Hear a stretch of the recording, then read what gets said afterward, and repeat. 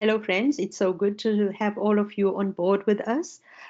Today, we're having the webinar on implementing the Global Code of Ethics to application in practice. And we have myself, we have Aina and Jessica from Norway, and Dawn from the National Association of Social Workers in the United States. Thank you for joining us. I will begin. I'm here in my capacity as chair of the Global Ethics Task Force on behalf of the International Association of Schools of Social Work. We'll begin with my presentation.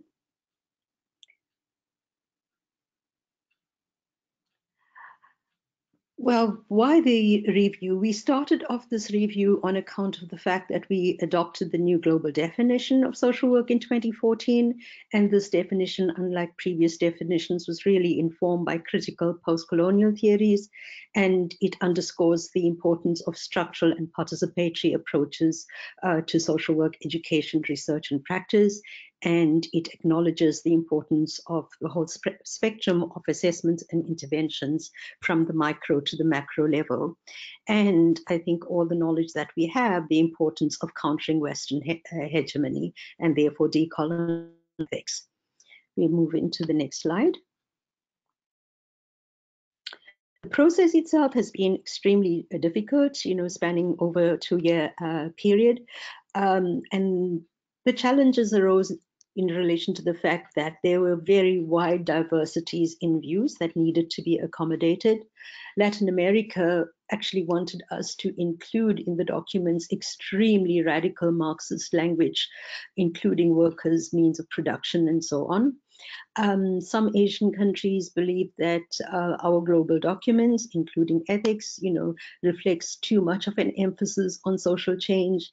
And for all except in Europe and North America, with regard to the 2000 definition, felt that it reflected too much of a Western hegemony. Now, despite all the literature and all our knowledge about Western domination in social work education, research and practice across the globe, what we found is that actually working towards decolonization was extremely difficult.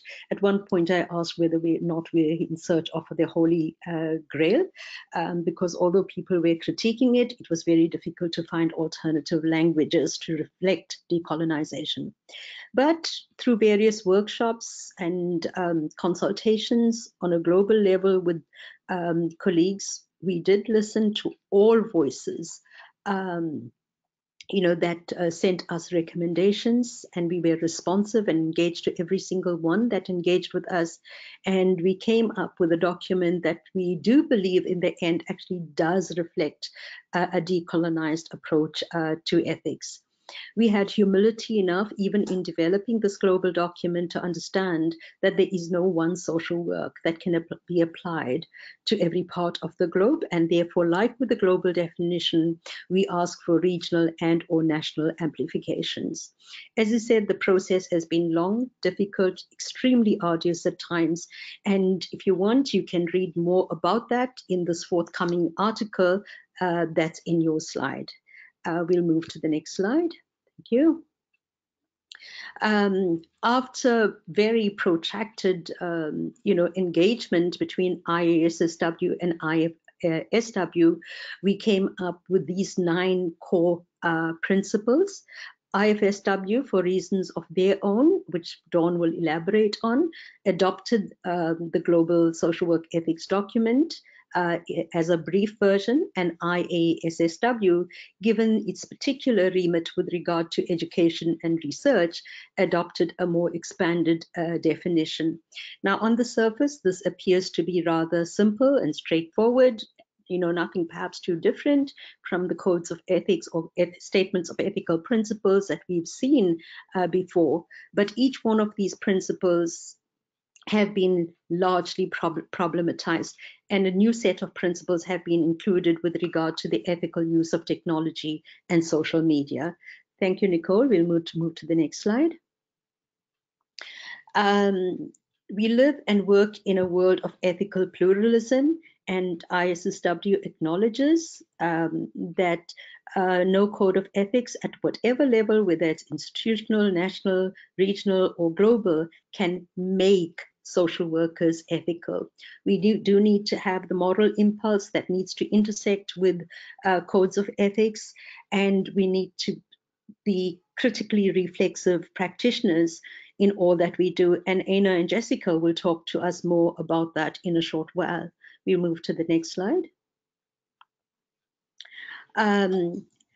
What this document does do, and I think that is why we can ultimately lay claim to it reflecting a decolonized ethics, is that we do reconceptualize ethics rather than focus on the complete rational autonomous being that's completely independent. What this document does do is emphasizes the intersubjectivity and interrelatedness of human dignity and human rights. And that's a huge breakaway from the conventional way of looking at ethics.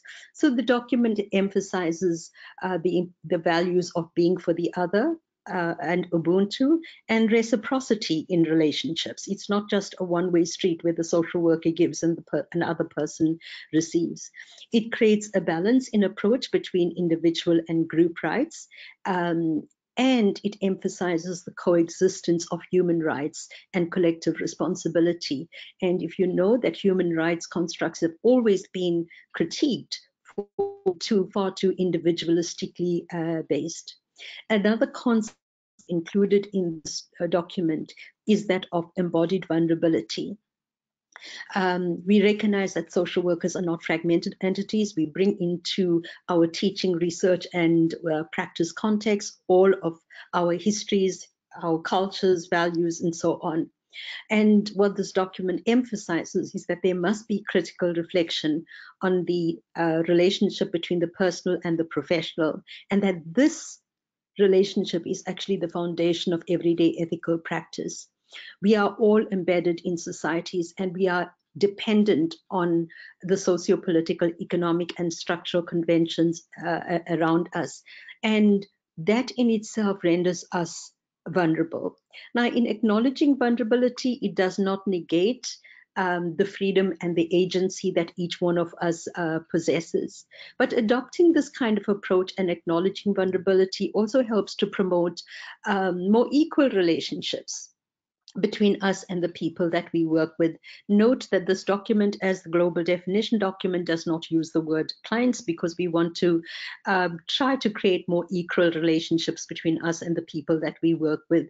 And acknowledging vulnerabilities will allow us greater empathy into the life worlds of people, and it's constitutive of strengths, and it is not a sign of a weakness. Thank you, Nicole. We'll move to the next slide.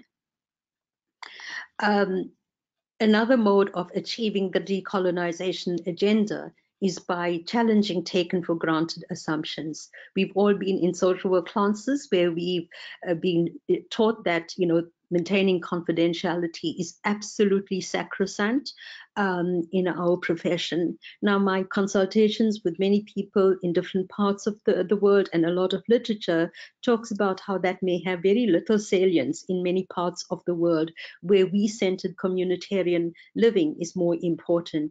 So through all these consultations and feedback that we've had from people, we came up with the notion of shared confidentiality. Self-determination, again, I think, there's a taken for granted assumption around it that we don't normally question what self-determination really means. This document emphasizes that, yes, self-determination is important, but we also need to consider the structural constraints against which people live and operate, and how various social criteria intersect to constitute obstacles in the lives of people. We also recognize that the ideal of self-determination requires resources. If we expect parents to send the children to school, they need resources in order to fulfill that kind of responsibility and that self-determination. We also need to acknowledge the control functions exercised within social work in areas such as child protection, mental health, child welfare, and so on. And most important, I think, something that social work really engages in is the whole area with regard to ideological control of consciousness, how the state, how the media, how the political elite and so on use certain forms of language that controls our consciousness, so much so that we normalize prejudices, discriminations, and injustices, for example, on the basis of sexuality, gender, race, and so on, without even realizing the degree to which each one of us is complicit in perpetuating those injustices. So what the document asks for is a heightened consciousness, not just for the people whom we work with, what we call clients normally, but also heightened consciousness for ourselves. Cultural diversity is one of the most, I think, sacrosanct values in social work, but I think it's been so much taken for granted. This document problematizes it.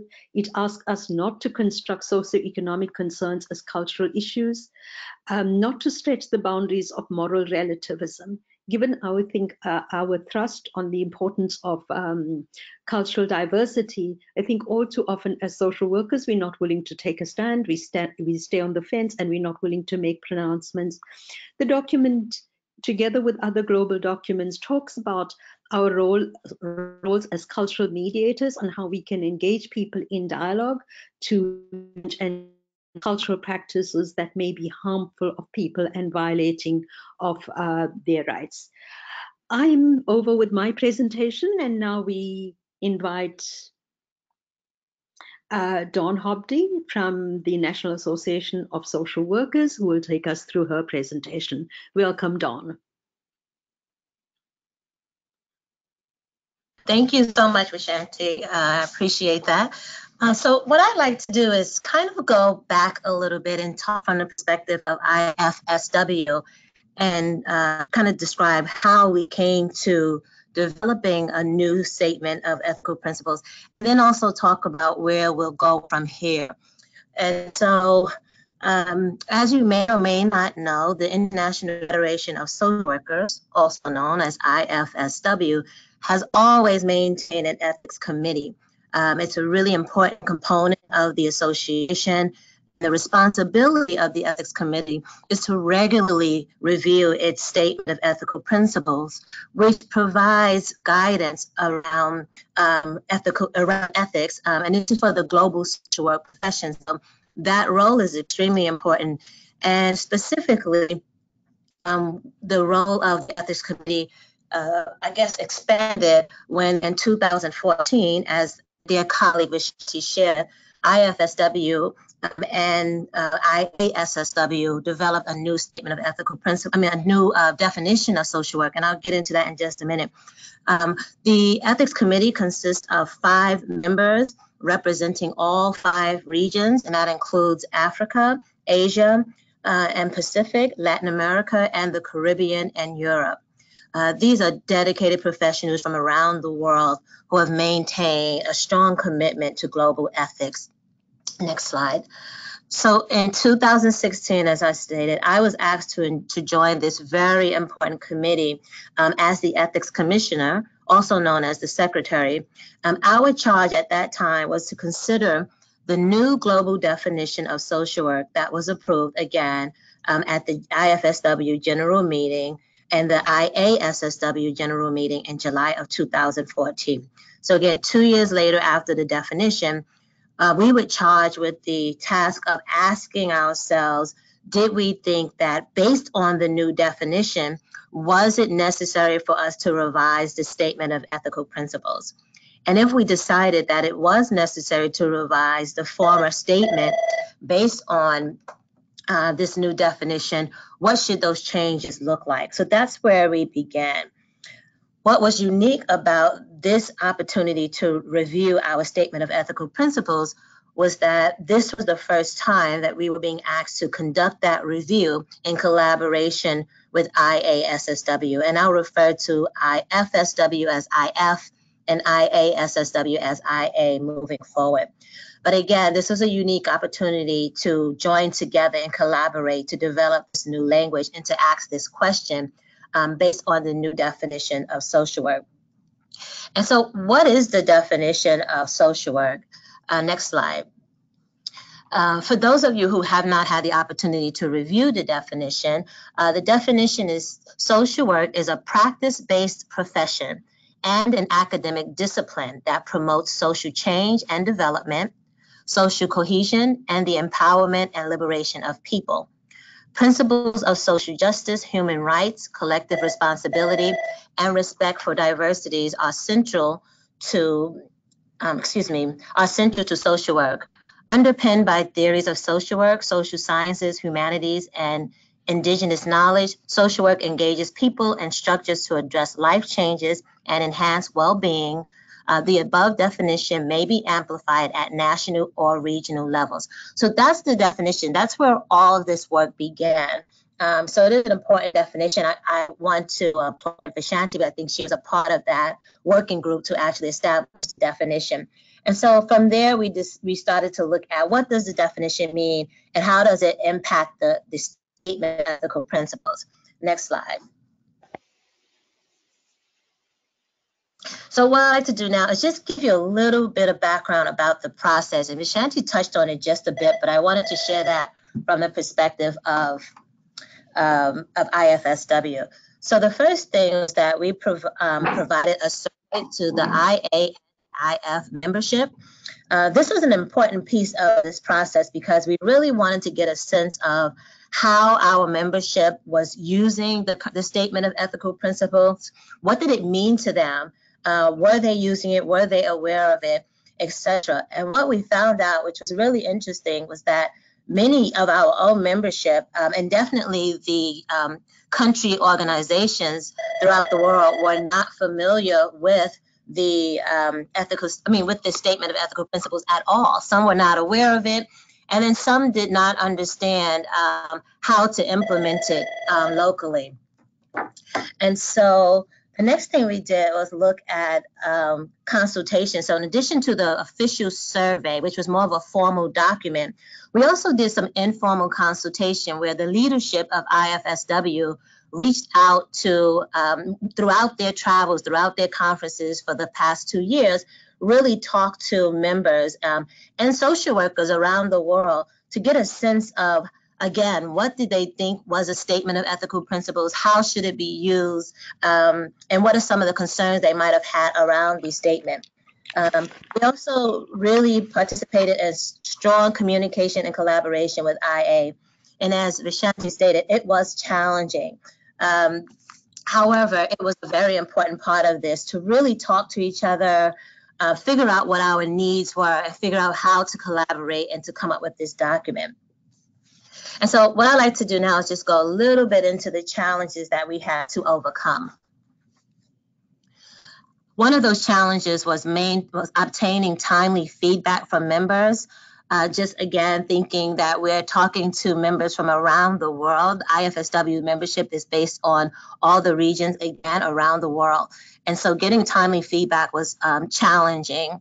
One of the challenges were the development of the survey in different languages. We had to develop the survey in numerous languages. We also had to think about the cultural contextualization on the survey and how are people experiencing this culturally. We also had to establish the best working relationship with IA. And that was important because I think we had different ideas about the purpose of the statement of ethical principles, and I'll get into that a bit more. But I feel proud of the work that we did and the way we were able to come together and finalize this document. One of the other challenges was agreeing on the purpose and goal of a statement of ethical principles. And I'll speak again from the perspective of IFSW. It was really important for us to make sure that the statement of ethical principles were actually a set of principles. We know that there are challenges in deciphering between principles and a code of ethics. The statement of ethical principles is not a code of ethics. There are not standards of ethical practice. The purpose of principles are that they will be aspirational and versus prescriptive, right? And so they provide aspirations for how we can work globally to meet our ethical responsibilities. So that's an important distinction that we needed to make. And we wanted to make sure that the statement showed that we were able to distinguish between principles and a code of ethics. And so the language had to be, again, more broad. For the purpose of our membership, it was also important that the document provided clear, concise, and simple language. And that was important when we thought about who would use this document. So in addition to it being used for the membership to provide guidance, it's also used for a layperson, someone in the public who's trying to determine for themselves what our ethical responsibilities might be. And so we wanted to use universally accepted language and also language that was easily translatable, just remembering that this document would be shared throughout different cultures and around different nations. And so making sure that the language was easily translatable was also important. And so this is where we are with all of the hard work and facing all of the challenges. We've come up with what I feel is the best of both worlds. What you'll see now is two versions, basically, of a statement of ethical principles. And for IFSW statement, again, you see basic principles. So the language will be more concise. It's not as spelled out. But with IA's decision to expand on that, you really have what we have is a document that I think meets the needs of practitioners, educators, and researchers. To really, you can get a simple statement that describes basically what the principles are, but you also have the opportunity to use the IA version to expand on that knowledge. So again, really proud of where we ended up. And where we are now is that we have a commitment to promote the statement jointly and individually within our associations. And this is one of those first efforts. We had committed to Vishanti and I getting together and promoting this effort through webinars. And so this is our first opportunity to do that. But we will continue to promote the new statement regionally and globally, and also develop educational opportunities. So again, one of the things we found is that some areas were not aware of the statement of ethical principles. Some countries did not have their own code of ethics currently. And so what we're doing is working with regions and countries, associations that do not have codes of ethics to help them develop codes of ethics, and starting from this statement of ethical principles. So we'll work with associations to develop codes of ethics. And then also where a country might have, or association might have a code of ethics, we're looking at those codes of ethics to see, do they support the global statement, or are there challenges with the statement and countries' codes of ethics? And if there are challenges, just start the conversation about those. So again, we're really proud of the efforts and look forward to more opportunities to talk about global social work ethics. Thank you. Thank you so much, Dawn, for that excellent presentation and informing people about IFSW's role in developing global ethics and the real efforts to try and get them translated into National Code of Ethics. We move into Anna and Jessica from Norway, who will talk to us about applying these to education and more particularly field practice education. Anna, Jessica, welcome. Thank you. And hello, everyone. My name is Jessica Jönsson. I'm a research fellow at the School of Law, Psychology and Social Work at Örebro University in Sweden. And together with my colleague Aina Lian Flem, affiliated to the Department of Social Work at the Norwegian University of Science and Technology in Trondheim, Norway, we have developed social work curriculum that encompasses critical global and post-colonial perspectives in social work educational and field training. And students' ethical and critical awareness, as well as self-evaluation of international field training in realizing human rights and social justice in field practice settings have been the focus of our work. And I will now, together with Aina, give a short presentation of a new study of ours about global social work ethics and international field training.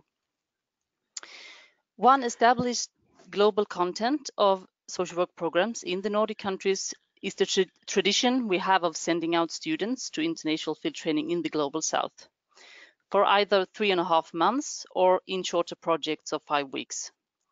Nordic social work students. They are living in two of the richest countries in the post-colonial world. They are privileged enough to move freely across the countries to conduct their field training. And one major challenge for students doing that is the field training in Global South is the West-centric frames of references they have obtained in the Global North.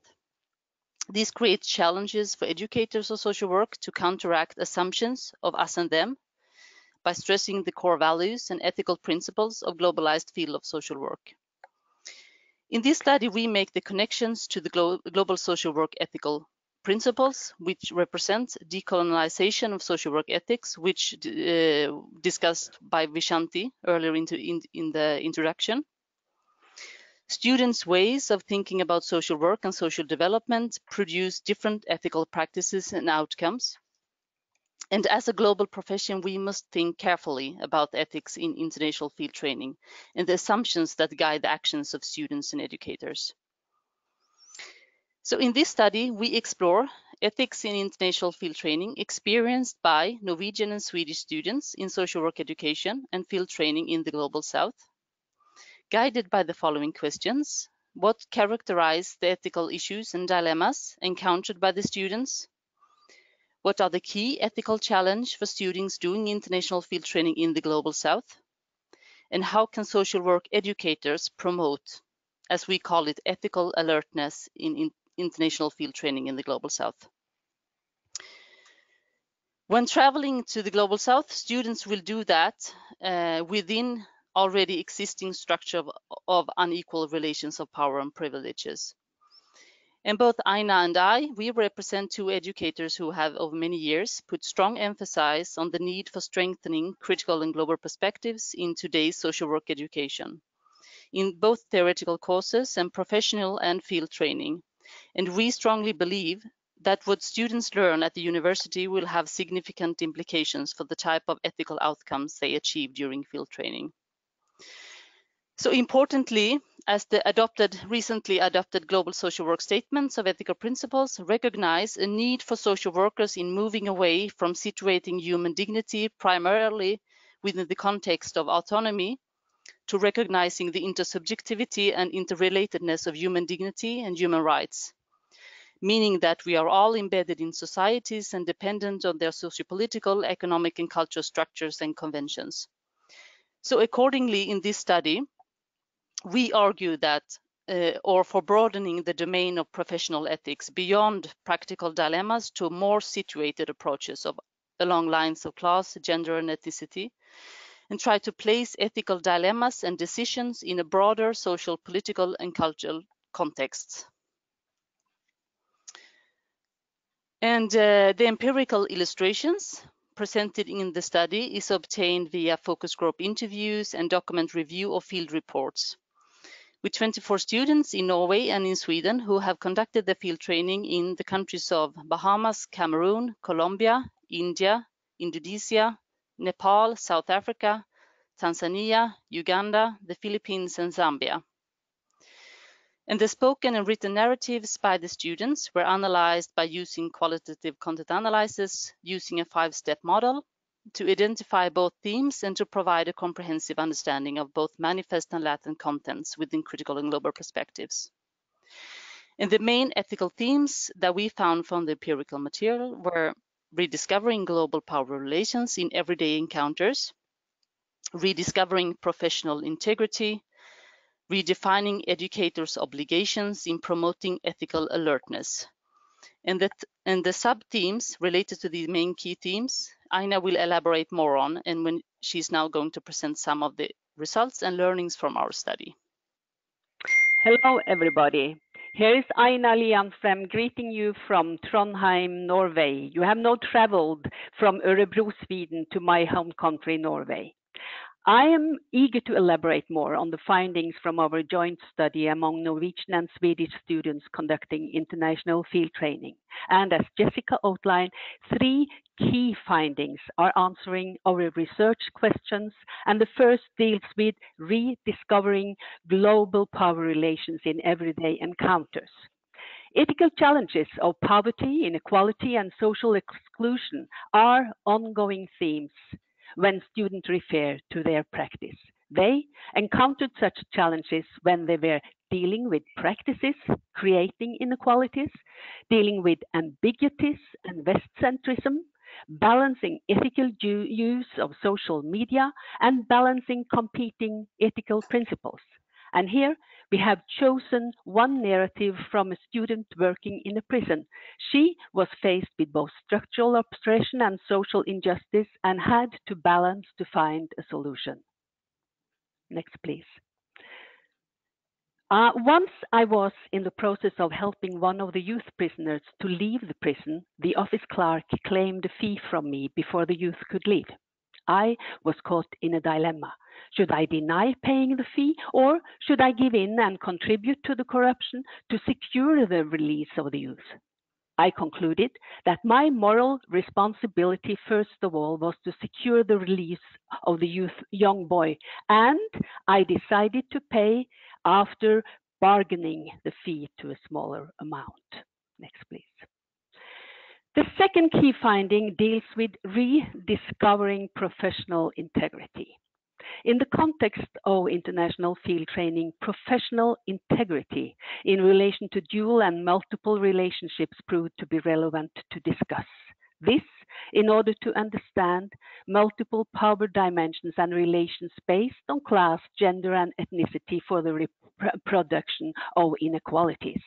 In this study, students reported several examples where they had to deal with such dual relationships. Since most of the students were Western, young females, they did encounter the power of whiteness when they were welcomed with open arms to share their wealth, knowledge, and intimacy. These issues were not always easy for students to relate to and to openly discuss, but when they did, for example, in the focus groups, they did express relief and willingness to understand more of the complexities of the power issues at stake. The other challenge of this key finding was when students had to deal with and counteract false generosity. This we have illustrated by the following narrative. I often struggled with how to handle responses on myself as white and rich during my fieldwork. I felt that my colleagues at work expected me to give them money or some of my affluent wardrobe. The pressure I felt tempted me just to give something to be more at ease. But I was prepared to critically reflect on such incidents and concluded that such acts would strengthen the stereotyped superiority of my role as a visitor from a Western country and thus widening the gap between me and my colleagues. And that helped me to not entering into a relation of the rich helping the poor. To summarize, the complexities of ethical issues and challenges situated in students' roles and experiences did create challenges that were not always easy to address. These realities entrust social work educators with a responsibility to guide students before, during, and after field training. The third key finding based on this study therefore concerned how to redefine educators' obligations in promoting ethical alertness. Here we've found three areas that need to be strengthened. Firstly, scrutinizing students' and educators' motivations for international field training. This in order to illuminating hidden biases, assumptions, and dominant worldviews, preventing to explore new ways of moving beyond us and them divides. Secondly, creating spaces for critical reflexivity. The recognition of the intersubjectivity and interrelatedness of human dignity and human rights reminds students and educators to take into consideration the emotional and relational aspect of ethical awareness and actions. This study provided several examples of students being unprepared for the emotional distress when facing dilemmas. The need for spaces of critical reflexivity was therefore welcomed in order to open up for the complexities of dilemmas encountered. Lastly, the students did underline the importance of creating partnership for transformative learning of situated ethics, as this last narrative exemplifies. our local supervisor was of immense help. When I learned about the long-lasting consequences of apartheid, I became much more conscious of us and them divides in my home country. I really started reflecting on the often unspoken discrimination of Black people at home, and I became much more aware of the injustices taking place. Thank you. Thank you so much, Aina and Jessica. That was such a wonderful, clear and concise elucidation of the application of global ethics to international field training. I think you've done a great job reflecting the role of education in ensuring critically reflexive practice, particularly with regard to power dimensions in our interactions with people. I see two questions here. One relates to how, when can we obtain a copy of the document that can be shared with practitioners in the field. We encourage others to send your questions. We'll answer as many as we can. With regard to the first, I think it's Nicole has actually sent you a copy of the document in preparation for this webinar today. But if you Google Global Social Work Statement of Ethical Principles, you will find this document on both the IFSW and the IASSW website. I'm not sure about IFSW, but IASSW has it Chinese, Spanish, French, Japanese, and Dutch, in addition to English on the website. So it's quite easily accessible in its brief form and in the more expanded version. Then there was a question around licensing from someone in Bangladesh. Dawn, I don't know whether you want to answer that question. I don't know if you saw it. Says that there's no licensing requirements in Bangladesh and asks the question, how can he or she get licensed? Do you want to take that? Yeah, I'm not sure. I think for the US, the licensing is a state requirement. So I'm not sure how you go about that outside of there. Is she, I don't know if she's trying to work there or if she's trying to work someplace that requires a license. It seems like within Bangladesh. I just want to say that as far as I know, licensing is not mandatory in many parts of the world. It is registration of social workers that tends to be more mandatory. And with the registration of social workers comes the prerequisites, to make a pledge to abide by the National Code of Ethics. Right. And within ethical parameters of the profession. But I think it's very difficult for me to comment on how one can get licensed within a national context if there's no licensing frameworks there. Right, I agree. I think if you work someplace that's not required, as Shanti said, that's different from ethical requirements, and so you'll be held to a code of ethics even if you're not licensed. So you're not required to be licensed to practice ethically, and vice versa. So if your country doesn't require it, you may not need it to do your work. If you're interested in working somewhere that does have a license, then you can look into what countries require licensure. Yeah, thank you. Required, yeah. I don't know anyone else. Jessica or Anna, you want to speak to that?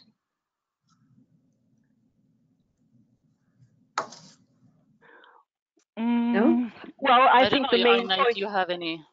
Well, I think the main point coming through is that there is, and no matter whether you are licensed or not, it is maybe even more important to adhere to ethical principles and to really reflect practice according to a very complex way of thinking. So I think the ethical principles is even more important if you don't have the license, or at least both need to have the ethical principles in place.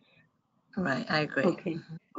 There's one question here about, which says that the application of ethics is where the richness and complexity of our profession really comes to life, and it highlights the need for in-depth training and guidance. Can we talk about examples, ways of methods of training or mentoring students or professionals on the global principles and the National Code of Ethics? I agree with you. It is extremely complex. That is why I think the Global Ethics document emphasizes the importance of reflexivity. It talks about the importance of using dialogue and debate and our willingness to deal with ambiguity and with complexity, because there's no formulaic answers to dealing with complex issues. I can just say very briefly what students, journaling. I really get students to keep journals so that they become more reflexive practitioners. I work a lot with the full narratives or biographies, life stories of my students. And in writing their life stories, they become aware of the structural dimensions and its impacts on their lives, including the structural dimension of dominant talk or discourses in society and how that can control our consciousness and how that may or may not impact ethical practices. I think educators can also model, especially in field practice education, and maybe Aina and Jessica can tell us more about how they've done it. I know they include global ethics very particularly in their education and their field practice, so they can maybe say a few words more about that. Well, Yeah, yes, you go first, Aina. I can start a little bit. Well, first of all, I think that the reflexivity and the critical perspectives are really helpful when you are going to really practice ethical alertness. And I think we have had discussions, how are we supposed to teach ethics? Is it a one course or is it throughout the whole education? And we have to have both. You have to be very alert on the principles and really reflect according to them, but also the reflexivity and the reflections has to be a continuous courses throughout the study. But I find that field training is it's such a good example of the options you have to really go into depth, because then you really have to take choices all the time. And for us, from this research, even though we have been, for myself, I have been preparing students for field training for many years, but this research really alerted my eyes on issues which really needed to be strengthened. And I think that is very important. So when we, for example, try to prepare students for various field training, we have to prepare them on, for example, specific issues where they had to reflect on their role and on their context and how that might impact their position in the context they are to practice. Okay, thank you, Aina. I find using case studies, locally specific case studies, also extremely useful in whether or not that reflects, basic human rights and global ethics approaches to what we do. There's a question here about getting copies of today's slides. Nicole, I think people will be getting it through the Global Social Service Workforce Alliance. Nicole? Yes, the full presentation and the recording will be made available after the webinar is complete and posted to our website. Okay, there's a question here. Can you elaborate on balancing the tension between respect for cultural diversity and confronting practices that are broadly viewed as unethical? I must say that is an exceptionally loaded, difficult question, and it will take a couple of seminars to address that. I'm just at the moment completing an edited book on it. It's on culture, human rights, and social work, and it's looking at social work and Afrocentricity in a global world. So I think within the, addressing ethics, let alone global ethics and its application within a few minutes is extremely difficult. But maybe through the Alliance, we can send out notices when more information is available on that, when the book is ready, because it just deals with this extremely difficult tension between cultural diversity and the human rights, this thing. can be downloaded without the webinar. Okay, something encouraged in general. Okay, there's next question, I think, Aina, is for you. Is in an international field placement something encouraged in general in so-called global north? Is domestic field placement not suffice? Proper supervision and mentoring of students in social work course is a big challenge in the region. I'm from Eastern and Southern Africa. Under this kind of circumstance, it could bring many issues, including ethical issues. I think that's for you, Aina and Jessica. Yeah. Well, both of us. Well, I think that I have to speak from my university and also from the perspective I have been acting. I think that international field training is not what for a long field training is not what we recommend specifically, but we more specifically have recommended a shorter period of field training where you learn from practitioners in the global south. That has been more we have been more comfortable in sending students out, so they are very clear on their role as they are to learn. I mean, if you are going to send students on a long period of field training, you also need to have very good agreements and joint agreements on joint purposes. And for example, partnerships promoting specific issues and ethical issues is one of these issues, which can be very, very rewarding to share and develop new knowledge within. But of course, students are very much interested in traveling and going abroad, but we have been very strict when it comes to traveling, not for traveling, but for learning. And then the structures have to be in place, and we also have to be ethical, because we cannot come to places and contexts where we are chosen before the local universities. So there is many issues which is difficult here, but I think joint experiences in one way or another can widening the perspectives of many issues in social work, not at least the structural issues and the ethical obligations and developments. Thank you so much. There's one here that says, I can okay, just Jessica, yeah, sure.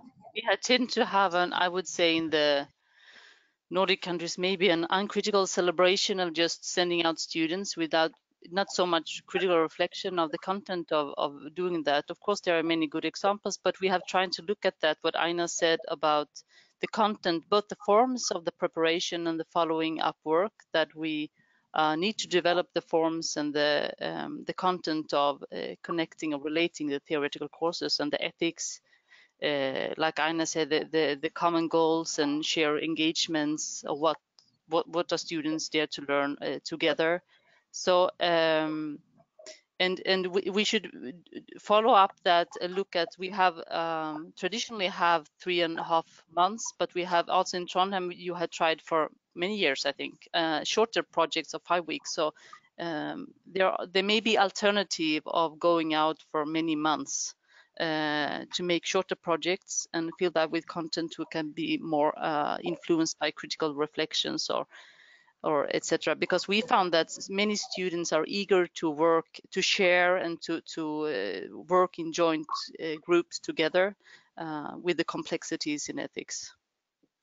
And I guess that would also be like educating or sensitizing students about working in countries, you know, where sexual issues and gender diversities and legal issues intersect with each other, because that's one of the questions, you know, how do you prepare students, you know, to work in context, you know, where these are kind of legal issues with regard to sexual diversity and gender. Yeah. Okay, there's one question there about this document applying to various social work fields, and how about compliance by private social workers or community social workers who have no formal social work training. I think the Global Social Service Workforce Alliance has been trying to deal with this very difficult issue as well. One of the things that the Global Alliance has recently done is formulated a draft definition of the global social service workforce, not just social work, but the workforce, in recognition of the fact that there is a vast diversity and the fact that there are extreme differences in levels of qualifications of people.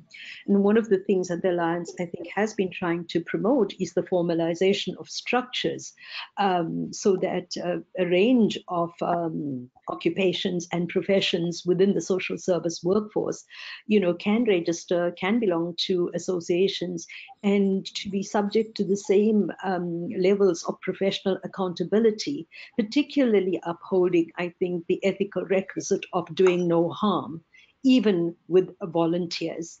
So this is a very important question. It's difficult, and there's ongoing work on that.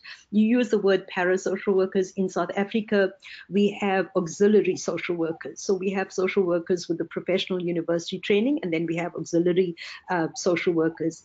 And our law in South Africa requires that auxiliary social workers also be registered with the Council for Social Service Professions, and so are child and youth care workers, and their registration means that they have to abide by the Code of Ethics and uphold professionalism in all their encounters.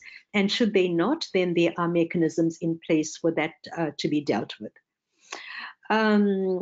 What other questions? Yeah, you can see the questions. Is there anything that you want to I think we've answered most of them. Is there any question that I'm missing out on there? This is nice feedback. I'm an adjunct and I have many global students, and this is very helpful. So I'm sure Ina and Jessica's presentation makes it. Thank you. There's one question about the composition of the global, I think, perhaps, or for IFSW and the IASSW task force. I just want to say that IASSW and IFSW are not designed to include a whole range of political actors and so on, because this is the question, how do we include government, like ministries of social development and so on, in our committees? IFSW represents a whole range of national social work bodies across the globe, and ISSW represents social work education institutions across the world, and the membership is made up from those constituencies.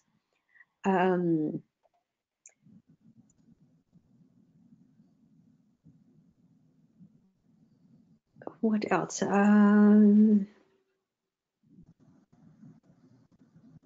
What should be the role of social work response towards a growing intolerance in society? Anyone wants to take that on? That question? I think that one of the challenges, one of the main focus should be that we all are actively engaged in discussing and elaborating together, educators and students, researchers, practitioners, and service users, etc., and different actors in the complexity of understanding ethics and core values in social work. In that sense, we can also talk about the politics, and we can talk about the changing society, changing world, and increasing inequalities and all these things related to power dimensions. So I think it's difficult but challenging, of course, but we have to find ways of doing it alternative, and we have to prioritize, like Aina said, in the education, prioritize contents and elements and of the ethics together with students. So in different ways. Thank you. Yeah. And I also yes, I would like to add, as Jessica says, it's very important to analyze why are these processes developing, and analyze it in a broader theoretical perspective, that you also include structural constraints which can promote these circumstances.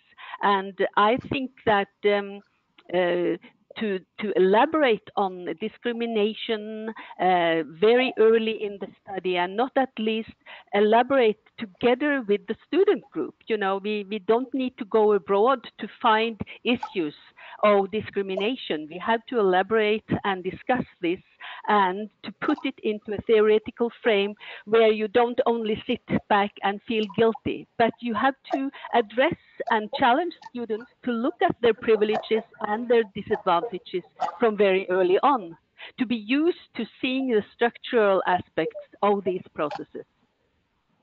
Thank you. I just want to say, in addition to, yeah, Dawn, no, okay.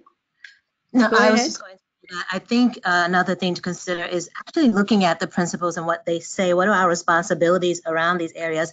And then finding your space. I get asked the question about our responsibility to participate in advocacy and social justice issues. And Absolutely. There's an idea that we're all supposed to do the same thing. So we're all supposed to protest, etc. But I think it's a really good idea to figure out where you fit in and how you can contribute. So maybe you're not a protester, but maybe you're good at reaching out to the political bodies and writing letters. Maybe you're better at educating the community about their rights. So finding your place is important, and making that contribution in a way that works for you, because we can't all do the same thing. And the responsibility is to promote social justice and to promote human rights. But we have to find our way of doing that in a way that contributes to the social work profession in an ethical way. Thank you so much. And I think Dawn, Anna, and Jessica, you know, a lot of our efforts tend to be outward focused with regard to promoting tolerance and, you know, more particularly respect for diversities. But I always say that we also need to begin with ourselves and looking at our possibility. What are our values and beliefs with regard to sexuality, different types of abilities, and so on. So might there be values and prejudices that we hold that are not examined? In Rwanda, I just read, you know, we know about the genocide in Rwanda, and that how that emerged through like extreme ethnic tensions, and there are interventions at multiple levels, you know, of societies there in Rwanda. And one of the things that they've been doing is having evening forums, you know, with family members, where they talk about these things, you know, about non-discrimination, education, or, you know, at different levels. And we need to ask ourselves, what are the kinds of lessons that we give our sons and daughters? You know, both in practical ways with regard to gender role socialization, with regard to religion and respect for diversities, and so on. You know, is it right to raise a child to believe that there's only one right way of believing? Or do we teach our children is that while this may be our religious spiritual home, you know, and is sacred to us, other people have theirs that's sacred to them as well. So I think the lessons that we have, you know, within the micro context of our home can actually contribute to political peace as well. Yeah. There's one comment there. I think the examples that you gave with what it took to negotiate these principles is a good example about how to manage political processes that don't promote social work values. That's true. Dawn and I know just how difficult it was, but we kept the dialogue open, and I think that's important. To be able to consider and, you know, look at things from different perspectives and see how we can accommodate differences and how we can reach consensus. Okay. I don't think there's any new questions now, but we want to say to our participants on the webinar, thank you very, very much for joining us, and to Anna and Jessica for that wonderful elucidation of application to practice, and to Dawn for talking about the role of IFSW in global ethics and in promoting national codes of ethics. Just to alert you to upcoming webinars on the 7th of May, we having the webinar on from evidence to action. So you're welcome to join that webcast. On the 13th of June, the webinar is on protecting children from sexual abuse and online exploitation. really apt for our time, so join that. And on July 3rd, on Nation Building, the value of a child and youth care workforce in the provision of social services. That's related to the National Association of Child and Youth Care Workers Conference in Durban, South Africa. So, and then to Nicole and the staff of the Global Social Service Workforce Alliance, thanks a million for your role in organizing, hosting this webinar, and for taking care of all the logistics. So just some notice to you, you can actually download the ethics statement from the Global Social Service Workforce website. And you can take a look at the full recording of this presentation. And there's very little that's free these days, but you have the opportunity to become a member of the Global Social Service Workforce Alliance. And just by joining a global community of social service professionals, you can begin to make a difference. So membership is free, so please join. Again, thank you very much for joining. Bye. Thank you. Thank you. Bye. Bye.